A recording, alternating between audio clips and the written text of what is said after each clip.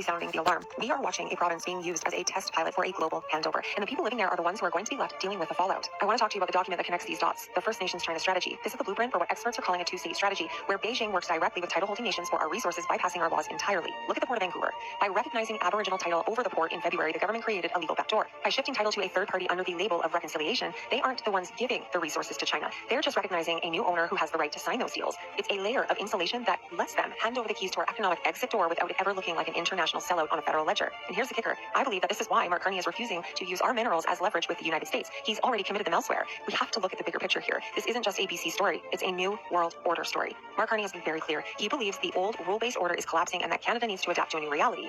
So this is where the fourth industrial revolution comes in. Look that up. The world is moving towards a future built on AI and green tech, and that future requires the minerals buried right underneath your feet in BC. But instead of using those resources to strengthen our position with our traditional neighbors, the government is using the First Nations China strategy to pivot away. They are essentially using reconciliation as a tool to dismantle the old provincial system and replace it with a new globalized model. By shifting land title to Indigenous nations who can then negotiate directly with Beijing, they are building a third space of sovereignty. It is a way to integrate BC directly into this new global architecture while bypassing the Canadian public entirely. Think about the numbers for a second. We're not just talking about a couple of parks. Right now, nearly 80% of British Columbia is tied up in Aboriginal title claims or litigation. We're talking about tens of millions of hectares of land that the government is essentially putting into legal limbo. And they're not stopping there. While they're tying up your land, they are fast-tracking $88 billion in major resource projects over the next few years. They've created a priority list of 18 to 35 projects from massive mines like the Red Chris expansion, the SK Creek, and the new LNG terminal. And here's the link. Almost every single one of these fast-tracked projects is on land that is also under claim. The government is racing to permit these mines and pipelines while they have this backdoor open before you can even ask what it does to the value of your property next door. You're being told that it's about social justice, but if you look at the map, it's about who controls the raw minerals for the next century. And that is where it lands on your doorstep. For this strategy to work,